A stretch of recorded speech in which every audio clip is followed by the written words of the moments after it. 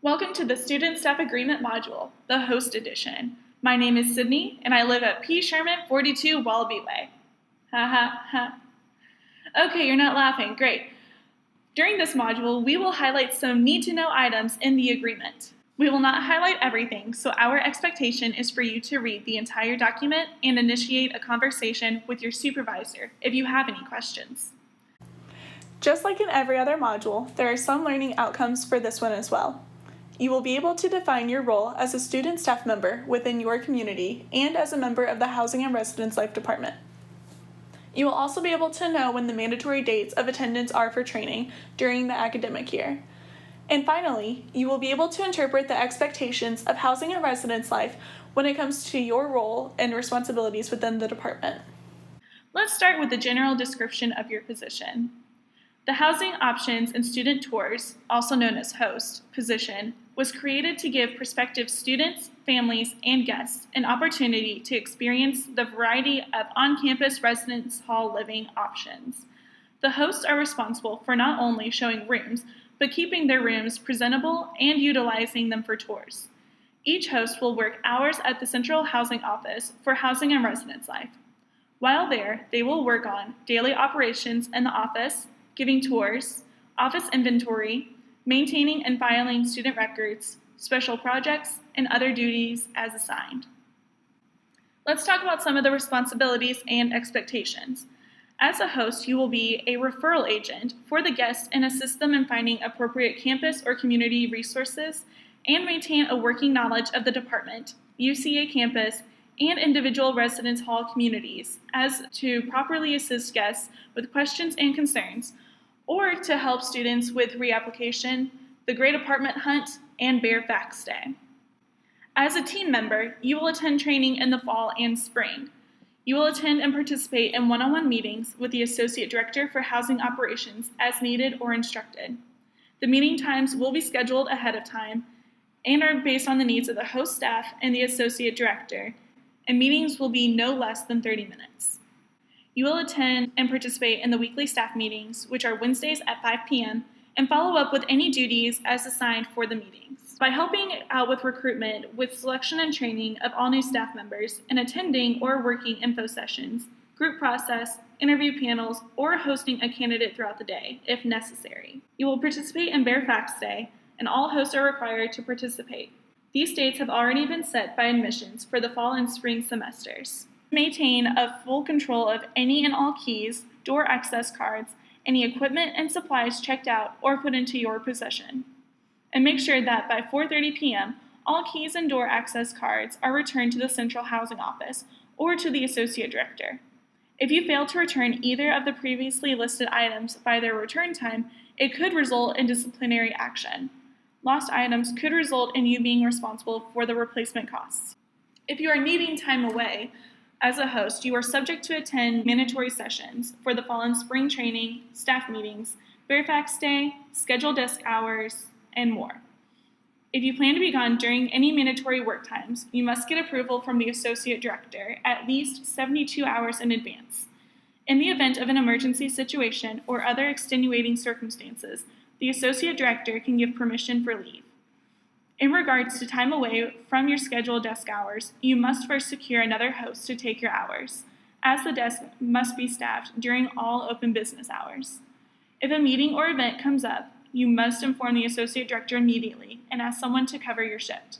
If no one is available, the granting of leave will be at the Associate Director's discretion. By being a university representative, you need to assist all guests and provide the necessary resources and information they require by acting as the face and voice of Housing and Residence Life to all students, families, and other guests, acting as a positive and professional university and housing representative at all times, especially while giving tours and or working the desk, answering all questions asked by students, families, and guests, or be able to refer them to the proper personnel to answer them. You need to keep your room clean and presentable for all guests touring the residence halls from 8 a.m. to 4:30 p.m., Monday through Friday, as well as on Bare Facts Day. You need to make sure that all cleaning and rearranging of furniture is done on the weekends or between 4:30 p.m. and 7:59 a.m. Properly reporting any facilities or maintenance issues within the building that you are touring or residing in. Demonstrate exemplary behavior at all times, both on and off campus. If a host is unable to demonstrate exemplary behavior, he or she will not continue serving as a Housing and Residence Life Staff Department employee. Respecting and maintaining appropriate staff and resident confidentiality at all times. Keep student information confidential and do not misuse or release student or resident information at any time during or after the term of their attendance. This excludes sharing information with appropriate and authorized personnel, such as central office staff, residence life professional staff, and associate director. Supporting and promoting diversity in regards to the residence halls and apartment complexes, as well as on campus and Conway community at all times. Another part of being a university representative is your attire, so let's talk about what that is for a host.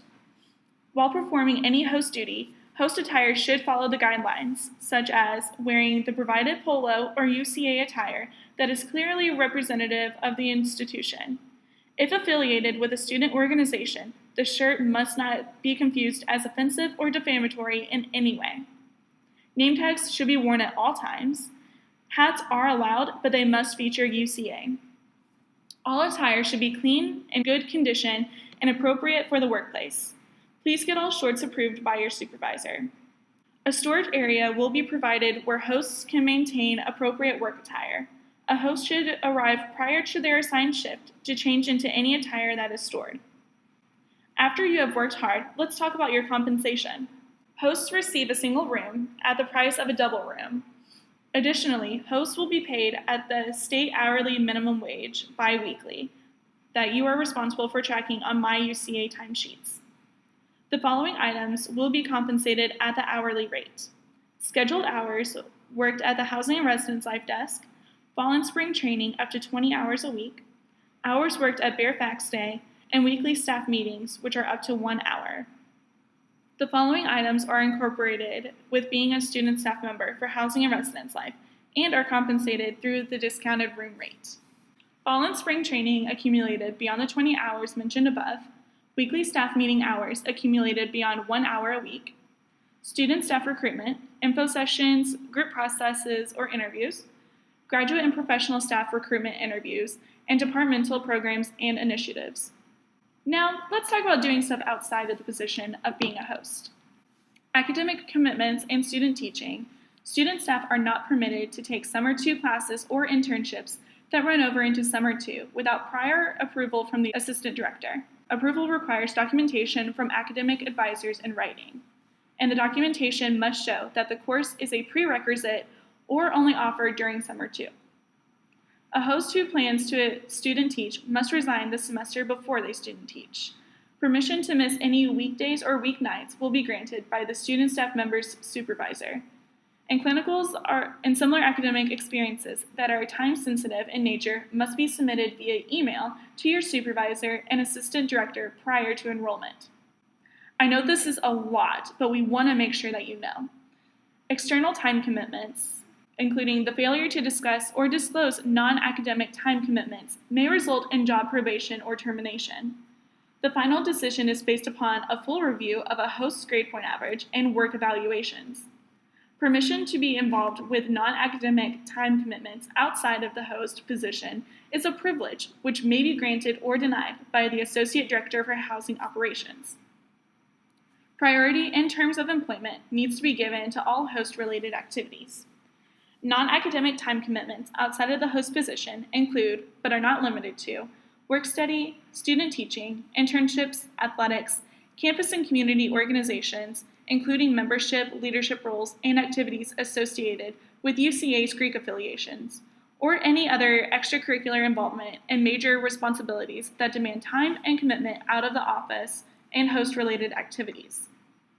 Non-academically credited internships and/or assistantships will be viewed in the same manner as non-academic time commitments outside of the host position.